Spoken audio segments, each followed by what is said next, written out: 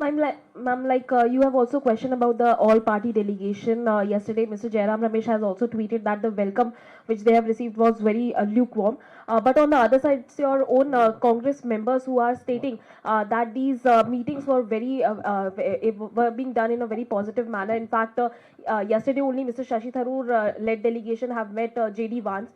So are you not satisfied because your own members who were a part of this delegation are saying that these are very positive meetings which they held? When you represent the country overseas, you are restrained. When you represent the country overseas, there are many things that you want to say, but you cannot say. They may not be able to say it, but we certainly can. And we will question. What is the question we are raising? That these delegations went overseas. It is a complete failure of our foreign policy to not be able to get them a single meeting with people of consequence. How many countries after these delegations visited those countries have spoken in our favor, have issued statements? How many countries that we visited have denounced Pakistan? I mean, we go to Kuwait and Kuwait the very next day lifts a 19-year-old ban on Pakistani visas. How is that okay? And will these questions not be raised? I mean, it's all right for mainstream media to say that all is hunky-dory, but a lot of these people who have come back and said we were ambassadors overseas, we could not have said a lot of things, but back home in India, we will question. And the one big question we are asking is that some of these delegations, in fact, most of these delegations were made to meet people of Indian origin overseas. They were made to address people of Indian origin in Indian embassies and high commissions. How about addressing your own parliament? You don't want to call a session there, but you want to address Indians overseas. I mean, what kind of double speak is this? And what have we achieved? But I don't just want to single out the foreign delegation bit. I have highlighted a string of policy failures owing to the complete collapse of our foreign policy and for which India is having to pay a huge price. How do you see the fallout between Donald Trump and Elon Musk? I mean, I have no comments to make on the fallout, but they should learn lessons from our own Prime Minister and Mr. Adani. I don't have comments to make on Musk and Donald Trump, but I will certainly say that they should have learned some lessons from our own Prime Minister and his good friend Mr. Adani. You stay behind the scenes and you control everything, you control the Prime Minister. I think Musk made the mistake of coming in front. असलियत ये है कि थोड़ा उनको हिंदुस्तान को देखकर सबक सीखना चाहिए था. हमारे वाले जो हैं वो बिल्कुल सेफ हैं क्योंकि पर्दे के पीछे से उनकी कठपुतली के तार मित्र के हाथ में हैं. यहाँ पर तो खुलकर बातें होने लगी थी तो उस मीठे में कीड़े तो पड़ने ही थे. Ma'am, but we have seen that how they are commenting about each other. So one question which is related to our country only, that how can we take the statement seriously from Mr. Donald Trump regarding ceasefire when he's not he's changing his statements about his very good friend. So you will not take statements seriously from Donald Trump. You will not take statements seriously from Russia that's endorsing Donald Trump. You will not take statements seriously for which our government is not responding. If Donald Trump is lying, I am willing to discount that if the Prime Minister of this country comes out and says that Donald Trump is not speaking the truth. Why is the Prime Minister skirting away from this issue? Why is the Prime Minister not saying a word? I mean, doesn't this bother you? Doesn't this worry you that the Prime Minister speaks about everything under the sun? He is willing to discuss the weather, but he is not willing to discuss something that raises questions on our own sovereignty. मतलब हम Donald Trump पे यकीन चलिए नहीं करेंगे, हम यकीन करने को मोदी जी पर तैयार है. मोदी जी खुलकर बोलते क्यों नहीं है डोनाल्ड ट्रंप के खिलाफ? डोनाल्ड ट्रंप ने 11 बार बोल दिया, मोदी जी एक बार नहीं बोलते हैं. अब रूस भी डोनाल्ड ट्रंप की बात को बोल रहे हैं कि डोनाल्ड ट्रंप ने मध्यस्थता करी, हम अभी भी चुप रहेंगे, और मोदी जी तो बिल्कुल बोलते ही नहीं है. जी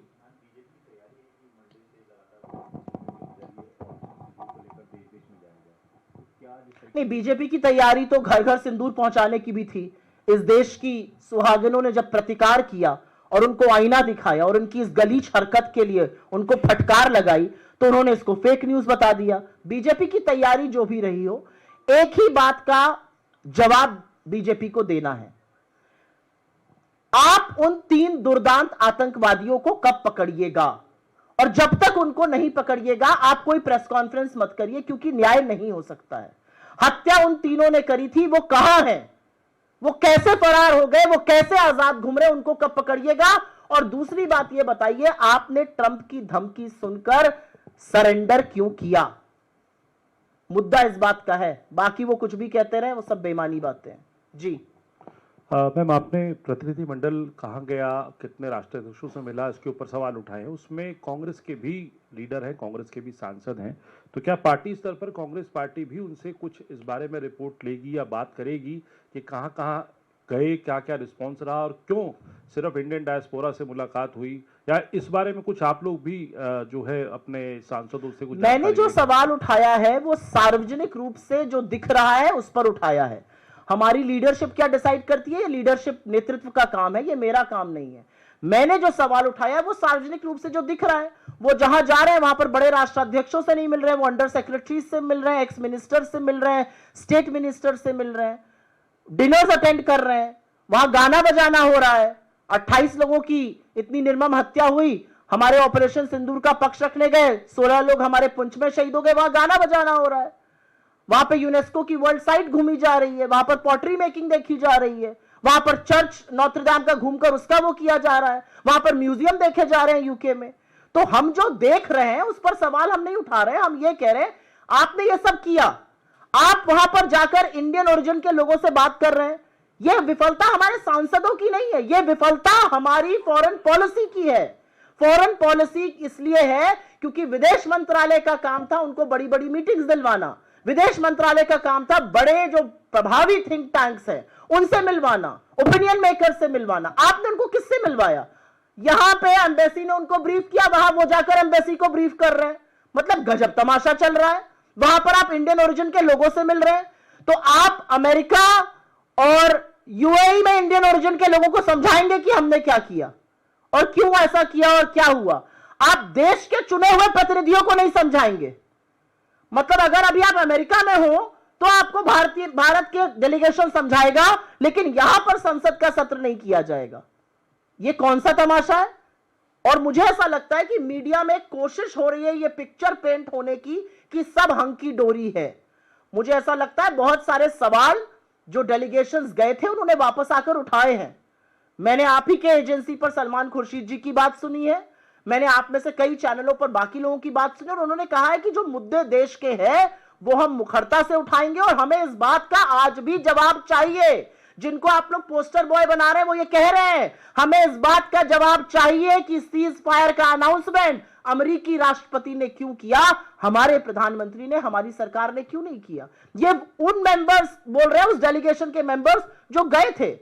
आप लोगों के यहां एक प्रयास किया जा रहा है इसको बिल्कुल पिक्चर परफेक्ट पेंट करने का। पिक्चर परफेक्ट नहीं है, पिक्चर बहुत इम्परफेक्ट है। सवाल के जवाब सरकार को देने पड़ेंगे और यह सारी विफलता हमारी फॉरेन पॉलिसी की है। कोई सांसद मीटिंग फिक्स नहीं कर रहा था, हमारी एम्बेसीज, हमारे राजदूत, हमारी फॉरेन मिनिस्ट्री फिक्स कर रही थी, वो कुछ नहीं फिक्स कर पाए।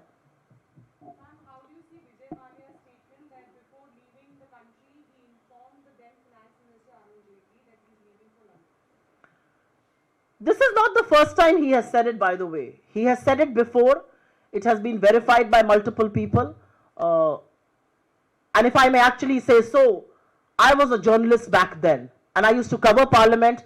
And I saw that conversation happen while they were walking out of the Rajya Sabha proceedings. There were multiple MPs who witnessed that conversation. The reality is that the government of the day has to answer. Whether it is Vijay Mallya or Mehul Choksi or Nirav Modi or anybody else, Sandesh, I mean, there are so many people who fled this country. You can keep talking about it ad nauseum. Do you remember in April, we were told that Mehul Bhai is coming back? All of you did special shows on it. All of you took our sound bites. Has Mehul Bhai come back? We are talking now on the 6th of June. So the government of the day has to answer what really transpired. There was a lookout notice for him. Why was that notice removed? Because he claims that he went straight from Parliament to the airport and from there he flew. He obviously could not have flown if the lookout notice was in force. I think there are many questions that the government needs to answer. There were fraudsters, there were defaulters who have all turned fugitive. How did they flee from under your nose? आज विजय माल्या जो कह रहे हैं इसका जवाब सरकार दे सकती है।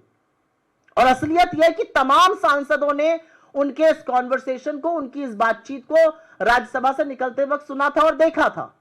ये पहली बार नहीं कहा गया है, लेकिन सवाल आज ये उठेगा कि जो उनके खिलाफ एक लुकआउट नोटिस थी वो जा ही नहीं सकते थे, वो लुकआउट नोटिस किसने हटाई?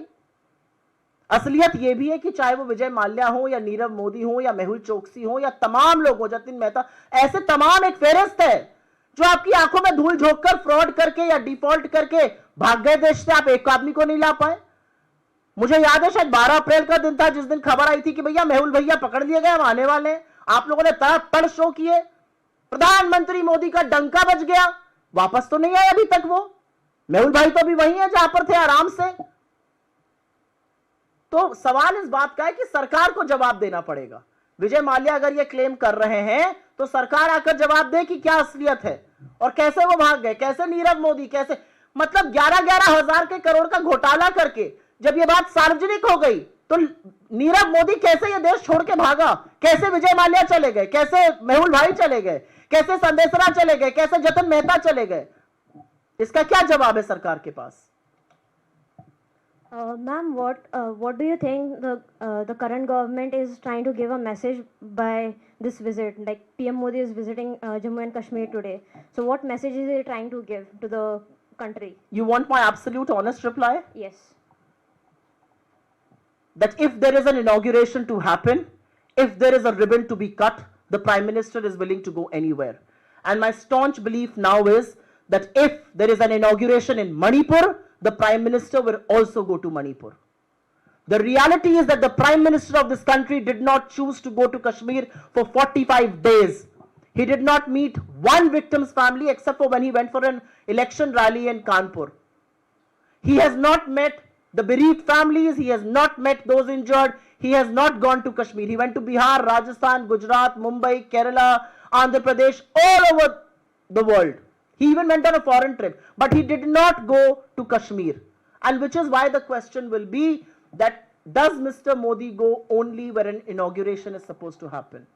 अगर आप मेरा बिल्कुल निष्पक्ष और ऑनेस्ट आंसर जानना चाहिए तो वो ये है कि 45 दिन में नरेंद्र मोदी ने कश्मीर की खोज खबर नहीं ली, एक भी परिवार से नहीं मिले।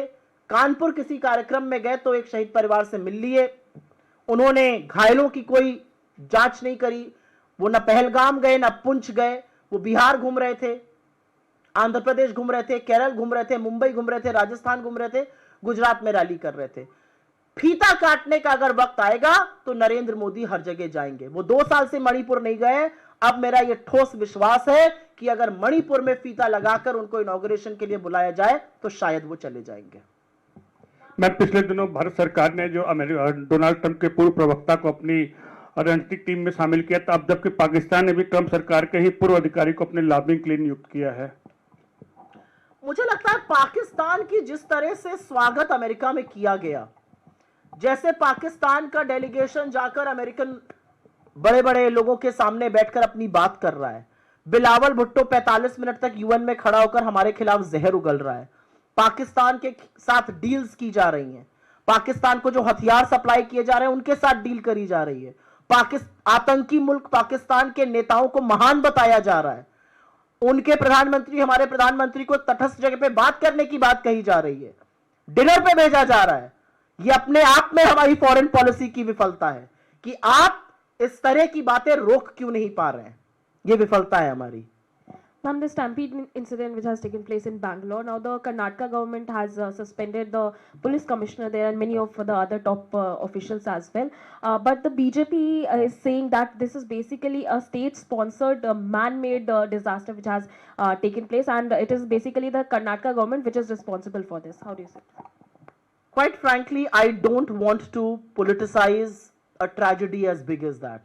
My heart goes out to those people who were out celebrating and who instead ended up losing their lives. I think no amount of condolence is enough for those families. And the reality is that without wasting any time, our senior leadership said in an unequivocal tone that human life is more precious than any win, any celebration. And protocols need to be revisited if need be. I don't want to draw parallels, I don't want to do petty politics, but I do want to say here, I was very touched by the sensitive way in which the Karnataka government and the Karnataka Chief Minister and the Deputy Chief Minister and our leaders handled this issue. They did not disappear for 18 hours. They did not indulge in blame game. They accepted their mistake. They mourned with the people. They were seen in hospitals. They were looking at relief work. They were looking at safe rescue of people where there were large crowds. And they did not mince their words. They did not reward officers who were responsible. They were punished. They were shunted out. They were suspended. And that's what a sensitive government does.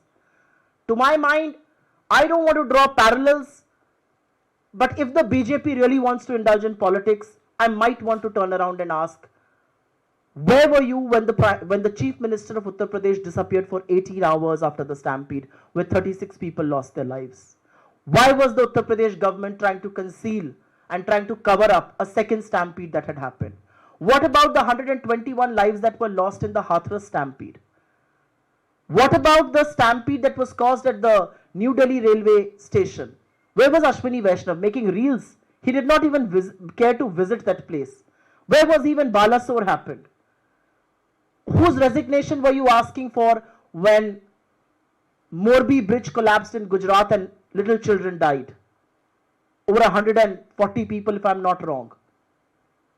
I don't think we need to politicize this. I don't think we need to play petty politics on it. I am extremely aggrieved with the loss of lives, and I'm reasonably certain that the government will compensate and the government will continue to stand with people who have suffered. There can be no greater tragedy than being out to celebrate and losing your life.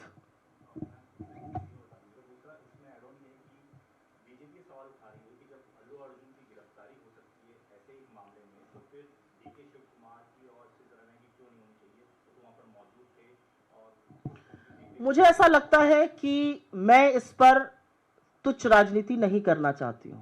मुझे ऐसा लगता है कि इससे दुखद और क्या होगा कि आप अपनी टीम के सेलिब्रेशन के लिए बाहर निकले और वहां पर स्टैम्पीड हुई और लोगों की जान चली गई। मुझे नहीं लगता इससे दुखद कुछ हो सकता है।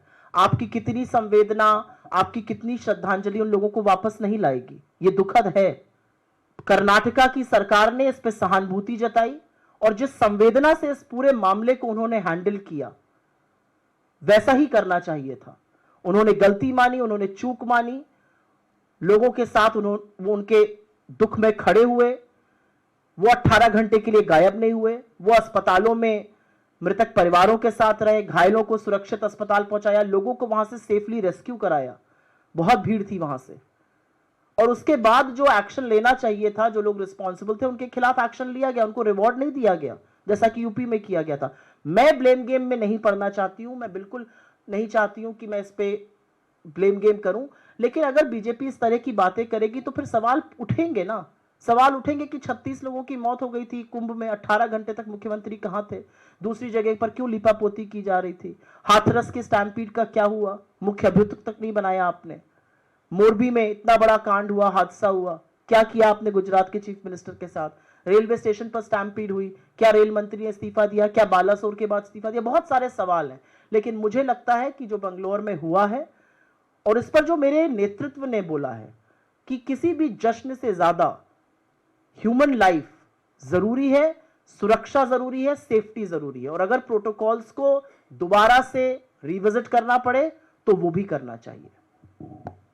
Thank you very much.